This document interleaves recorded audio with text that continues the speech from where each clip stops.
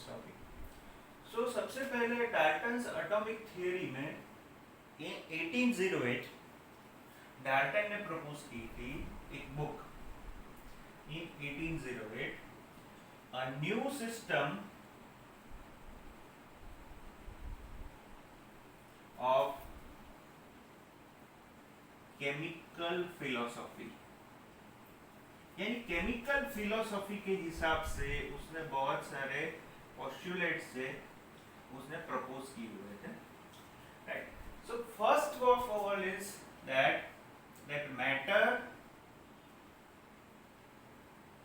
Consist of indivisible atoms or we can say indivisible particles. Okay, first ये हो गया, atom है उसको हम और पार्टिकल को, मैटर को हम डिवाइड नहीं कर सकते कि कोई पर्टिकुलर मैटर है, कि कोई चेयर है, कि कोई टेबल है, एक मैटर है, उसको हम एटम्स है, उसके जो स्मॉलेस्ट एटम है उसको बाद में हम डिवाइड नहीं कर सकते। सेकंड उसने ऐसे बोला कि atoms can not be created, atoms can't be created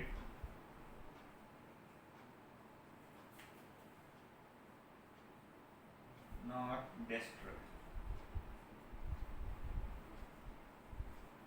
उसको हम क्रिएट भी नहीं कर सकते और डिस्ट्रॉय भी नहीं कर सकते कभी भी। ओके, थर्ड पॉइंट हमारा था कि when all the atoms of different elements, third point, all atoms of different element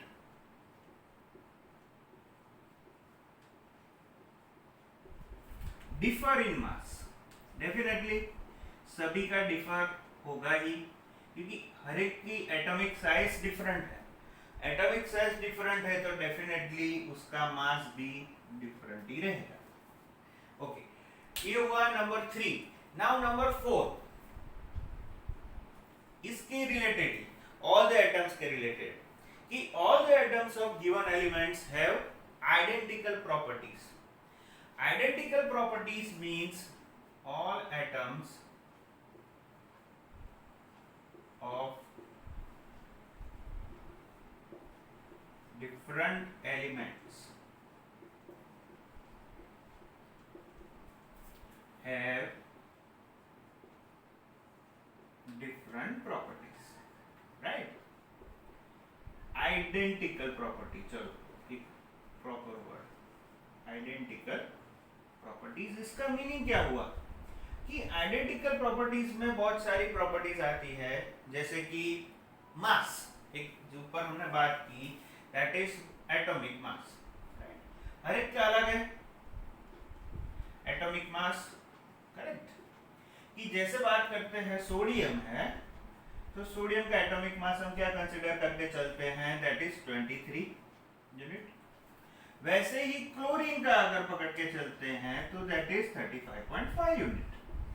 यानी दोनों का जो एटॉमिक मास है वो डिफरेंट है, यानी they are having identical properties like this. Okay, ये हो गया 4। Now next fifth one, that is compounds are formed, compounds are formed when different elements combine in fixed ratio, combine in fixed ratio, correct। जब भी combine fix ratio में होगा तो ही कोई भी केमिकल रिएक्शन होगा। नेक्स्ट है 6th वन, दैट इज, हमको मालूम है कि Dalton atomic theory could explain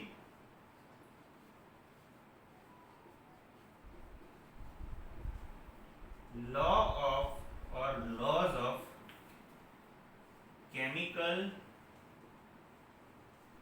combination, यानी उसके फिक्स्ड वॉल्यूम फिक्स्ड रेशियो जो है वो कर सकता है, right. Laws of chemical combination. अभी जैसे कोई भी चीज ढूंढी जाती है तो उसके सामने उसके ड्रॉबैक्स भी होते हैं, तो उसके लिए एक छोटा सा रिकैप कर लेते हैं ड्रॉबैक्स में। ओके, ड्रॉबैक्स के अंदर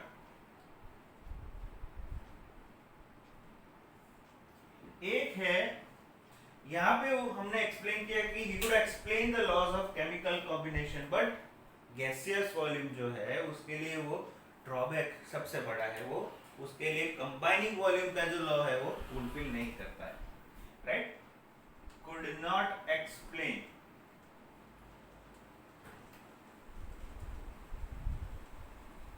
combining volume,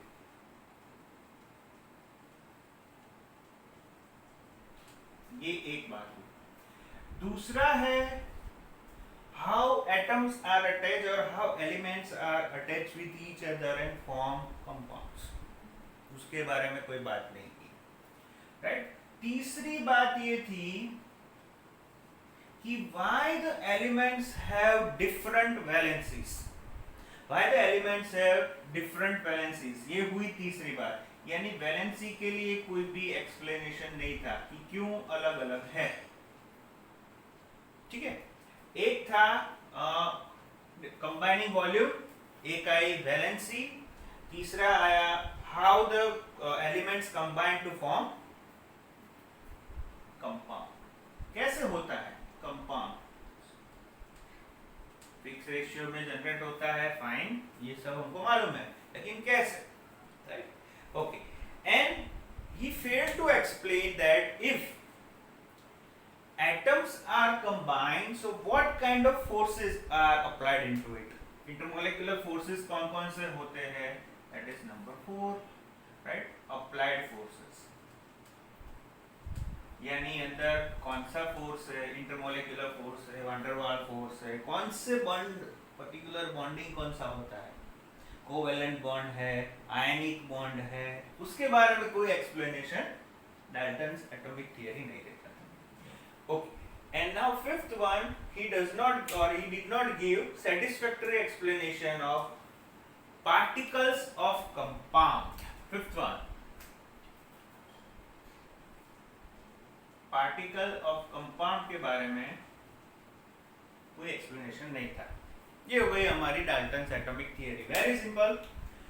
सबसे पहले 1808 में केमिकल फिलोसॉफी के बारे में न्यू सिस्टम की बुक पब्लिश की, उसने बताया matter consist of indivisible atoms और particles, atoms can't be created and destroyed, all atoms of different elements differ in mass, all atoms of different elements have different identical properties like atomic mass, जैसे हमने explain किया ये दोनों। Compounds are formed when different elements combine in fixed ratio, so we could explain the laws of chemical combination but could not explain the combining volume का law, right? Compounds के बारे में कोई नहीं बता रहा कि कैसे compounds form होते हैं, दोनों अगर They have different valencies, electronic valencies, particle compound कैसे है वो मालूम नहीं, applied forces कौन कौन से है, यानी जब दो पर्टिकुलर एलिमेंट है वो कंबाइन होते हैं, एक कंपाउंड फॉर्म होता है, तो उसमें कौन सा बॉन्ड होता है, कौन से बॉन्ड से वो कंबाइन होते हैं, राइट। तो ये बारे में वो एक्सप्लेन नहीं कर पाया। तो these are the drawbacks and Dalton's atomic theory। तो इसके रिलेटेड आज रिवीजन में एक क्वेश्चन है, सिंपल डाल्टन एटॉमिक थियरी क्या है, उसका ड्रॉबैक है, राइट। तो वो आपको लिखना है। ओके, चलो आगे चलते हैं। आज का दूसरा टॉपिक, एटॉमिसिटी क्या बोला जाता है। तो एटॉमिसिटी जो है, atomicity means number of atoms present in one molecule, that is called atomicity. एक सिंपल सा 1 मार्क का क्वेश्चन जो सिर्फ आपको याद रखना है, 12th में ये काम में लगेगा जब आपका 12th स्टार्ट होगा। एटॉमिसिटी के लिए है number of atoms present in molecule. that is called atomicity. Now let's move to the average atomic mass. next topic है atomic mass, तो आपको मालूम है. so let us move to average atomic mass. कोई भी पीरियोडिक टेबल आप यानी periodic table में एटॉमिक मास कोई भी एलिमेंट का लिखा जाता है वो एवरेज एटॉमिक मास ही होता है, क्योंकि उसका एबंडेंस वो कहाँ से सोर्स कहाँ से मिलता है दैट इज सबके लिए अलग अलग है, सबके आइसोटॉप्स अलग है, तो उस हिसाब से एवरेज एटॉमिक मास कंसीडर करते हैं. तो इसमें हमको एक आपने एक बहुत छोटा सा और एक एग्जांपल किया हुआ है और हमारी बुक के एक्सरसाइज में भी है. सो वो हम यहाँ पे एक ले लेते हैं. 35 Cl है आइसोटॉप है और एक 37 Cl आइसोटॉप है. ठीक है, ये दोनों में एक होता है नेचुरल एबंडेंस यानी नेचुरली जो मिल जाता है, right, natural abundance. Okay, and दूसरा है उसका molar mass. Yes, molar mass. तो नेचुरल एबंडेंस इसमें बताया गया है 75.77 और 24.23. मोलर मास जो है 34.9689 एंड 36.9659. अभी इसमें बहुत ही इजी है. नेचुरल एबंडेंस है, ये परसेंटेज में है, तो इसको हमको सबसे पहले क्या करना है, इसको कन्वर्ट कर देना है. इसको परसेंटेज को अगर हम 35 Cl को कन्वर्ट करते हैं तो क्या बन जाएगा 0.7577. 100 से डिवाइड कर लो डायरेक्ट. और वैसे ही 37 Cl के लिए अगर हम कंसीडर करते हैं तो क्या बन जाएगा 0.2423. ये हो गया. नाउ मल्टीप्लाई एवरेज एटॉमिक मास.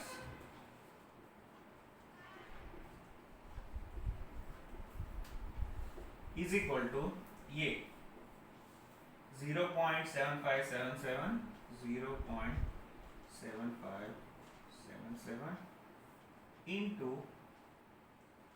34.9689 plus 0.2423 into 36.9659. इन दोनों का अगर हम फाइंड करेंगे तो क्या मिल जाएगा. फर्स्ट कैलकुलेशन के लिए 26.4959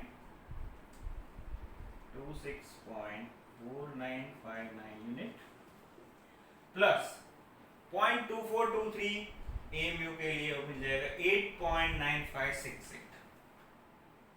8.9568. सो क्लोरीन के लिए जो एवरेज एटॉमिक मास मिलेगा दैट इज 35.4527 यूनिट, जिसके लिए हम अभी जो कंसीडर करके चलते हैं that is 35.5 unit. Right, 35.5 unit है हम एवरेज एटॉमिक मास कंसीडर करके चलते हैं. सो this is very simple topic average atomic मास. इसके रिलेटेड एग्जांपल्स भी है, ऑलरेडी हमने किया है, ब्रोमीन के लिए भी किया है, ब्रोमीन के एक आइसोटॉप के लिए भी किया हुआ. चलो, तो अभी ये हो गया एवरेज एटॉमिक मास. इसके बाद है मॉलिक्यूलर मास, जो आप पढ़ चुके हैं बहुत बार. मॉलिक्यूलर मास और मोलर मास, यानी सबके एटॉमिक मास आपको आने चाहिए. आपको 9th में भी आ गया है सबके एटॉमिक मास. तो इसके रिलेटेड एक क्वेश्चन है, find the molecular mass of CH3CH2COOH. Molecular mass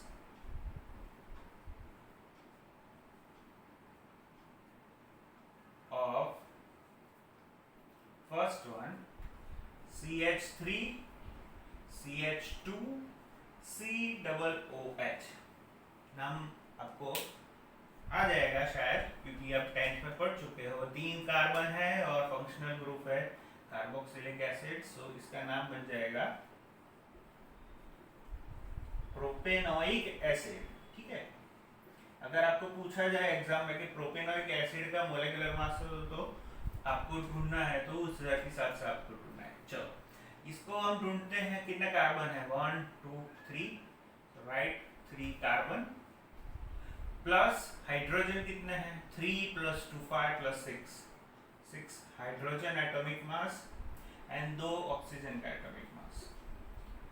so 3 carbon का 12, 6 हाइड्रोजन का 1, 2 ऑक्सीजन का 16, 36 + 6 + 32, 36 + 6 42 + 32, so 74 यूनिट और gram per mole. So this is molecular mass. उस हिसाब से दूसरा एक हमने कंसीडर करके चले हैं, एक ऑक्टेन है।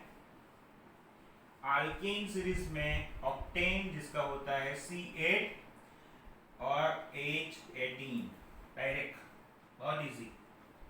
8 carbon 18 hydrogen, 8 12 plus 18 1, 12 8 96 plus 18, so 114 unit. ये हो गया ऑक्टेन का मास। और तीसरा हमको पूछा गया है रिवीजन वर्कशीट के हिसाब से प्रोपीन। तो प्रोपीन के लिए प्रोपीन है, अल्कीन है, तो ये हो जाएगा C3H6।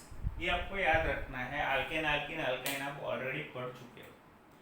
ओके, प्रोपीन के लिए है C3H6, तो उसके लिए लिखना है थ्राइस C6H।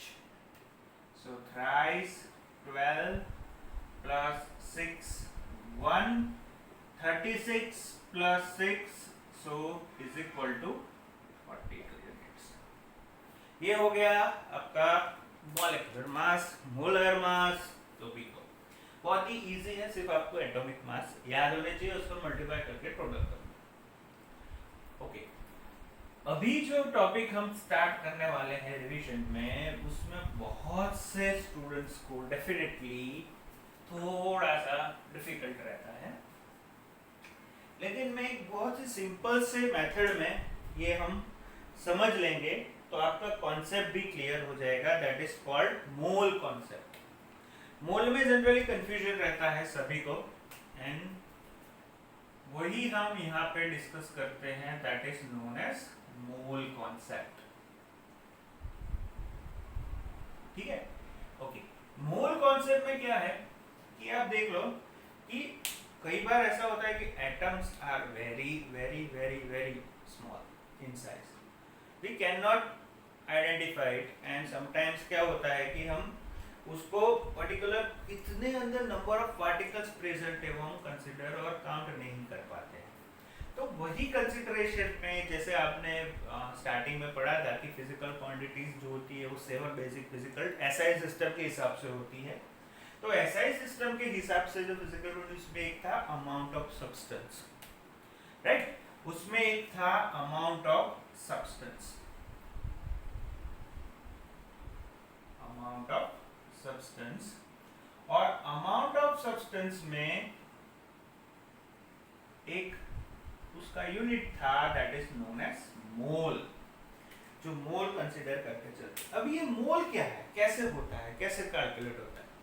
तो एक रेफरेंस होता है कि रेफरेंस 12C, ये कार्बन का आइसोटॉप है, 12C is isotope of carbon.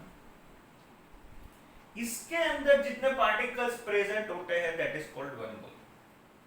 ये रेफरेंस पकड़ के चलना, ठीक है, ओके। तो सबसे पहले क्या हुआ कि आइडेंटिकली इसको मेजर किया गया कि इसके अंदर कितने एटम्स प्रेजेंट है। तो ये जो है 12C, उसको हमने मास स्पेक्ट्रोमीटर, जो मास कैलकुलेट करने में यूज होता है, मास स्पेक्ट्रोमीटर से कैलकुलेट किया तो इसकी वैल्यू आई 1.6629 1.9926 सॉरी 1.9926 है into 10⁻⁻23 grams per atoms। Okay, अभी इसके लिए अगर हम नंबर ऑफ एटम्स कितने प्रेजेंट है उसको कैलकुलेट करना है, so number of atoms present as per 12C, इसके हिसाब से हमको मोल्स मिलेंगे। सो 12 ग्राम जो हमने कंसीडर किया है, जो मिल रहा है, और प्रैक्टिकली हमने किया पर एटम्स अपॉन 1.9926 इंटू 10⁻⁻23 ग्राम पर एटम्स। अगर ये सवाल करेंगे तो हमको मिलेगा 6.022 इंटू 10⁻23। ग्राम पर एटम्स है वो कट हो जाएंगे, सो यहाँ पे कोई भी यूनिट नहीं बचेगा, सो दैट इज 6.022 10⁻23, जिसको हम बुलाते हैं Na, that is Avogadro's constant.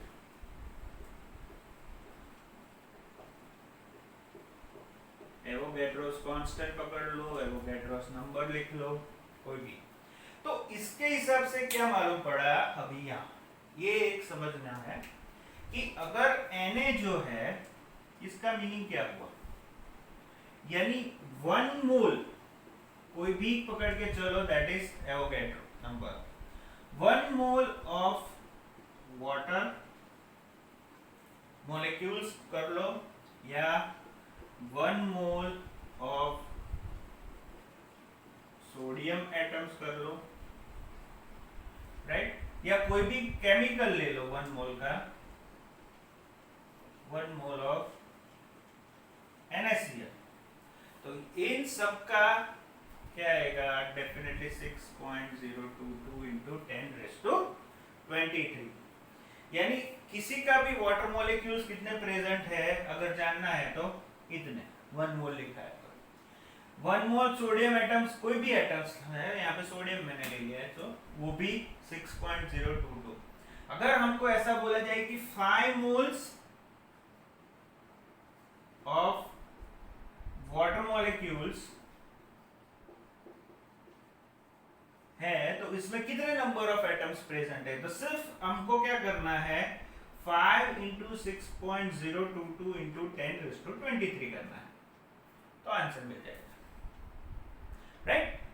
किसी में भी, कोई में भी इस से नंबर ऑफ मल्टीप्लाई करोगे तो कितने अंदर नंबर ऑफ एटम्स प्रेजेंट है वो हमको मिल जाएगा। ये हो गया हमारा मोल्स।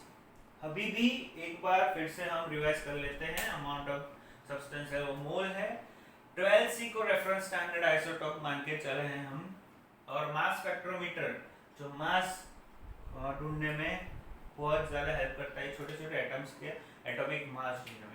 सो इतने ग्राम पर एटम्स है वो प्रेजेंट है। अगर हमको एज पर 12C ढूंढना है तो आंसर मिलेगा 6.022, जिसको हम Na एवोगैड्रोस कांस्टेंट और एवोगैड्रो नंबर बुलाते हैं। इसको हम कोई भी कंसीडर करें, 1 mole of water molecules, 1 mole of atoms, या 1 मोल ऑफ सॉल्यूशन NaCl के में कितने नंबर ऑफ एटम्स अगर हमको ढूंढने हैं, इससे मल्टीप्लाई कर दो, आंसर मिल जाएगा। ओके, चलो, तो ये हो गया हमारा मोल कॉन्सेप्ट। अभी एक छोटा सा कैलकुलेशन वाला पार्ट है वो कंसीडर करते हैं।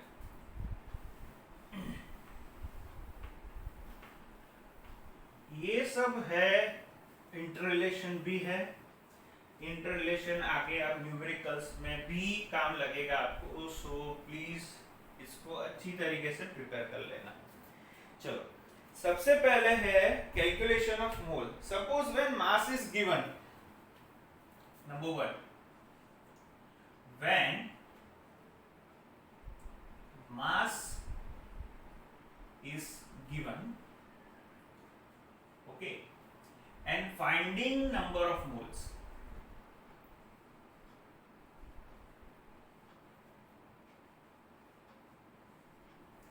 फाइंडिंग नंबर ऑफ मोल्स, अगर मास दे दिया है और हमको नंबर ऑफ मोल्स फाइंड करना है तो कैसे फाइंड करेंगे? सो उसके लिए फॉर्मूला जो है that is number of moles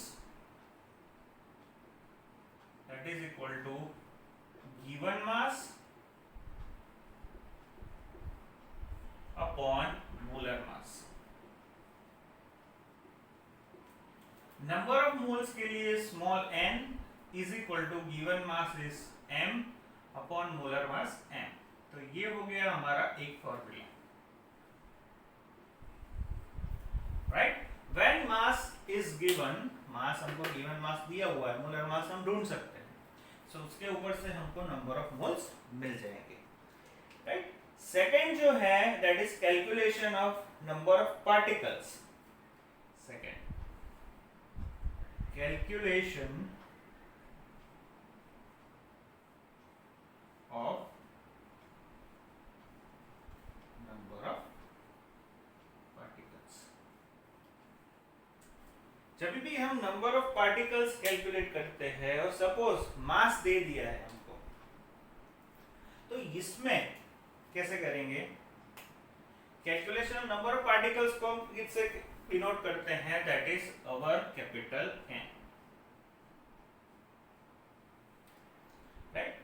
उसको सिर्फ क्या करना है, एवोगैड्रो नंबर से हमको मल्टीप्लाई कर देना है, m अपॉन m। ये तो है ही, और इसको m अपॉन m, यानी m upon m into n है, यानी नंबर ऑफ मोल्स को एवोगैड्रो नंबर से मल्टीप्लाई कर दिया तो आंसर दिया। लेकिन यहाँ पे हमको क्या है, when mass is given, moles नहीं दिया हुआ है, सिर्फ मास दिया हुआ है, तब ये फॉर्मूला यूज होगा।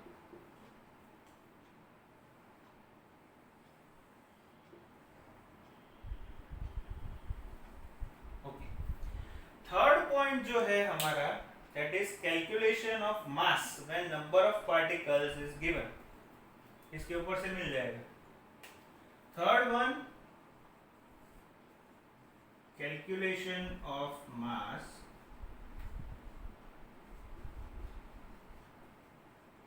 When number of particles given.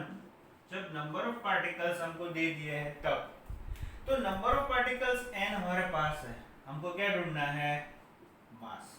तो फॉर्मूला बन जाएगा बहुत इजी। फॉर्मूला क्या बनेगा, m is equal to m, यहाँ पे हो गया m into n upon na। ये हो गया हमारा formula number 3। Okay, fourth one जो है that is calculation of number of moles when number of molecules given। calculation of number of moles,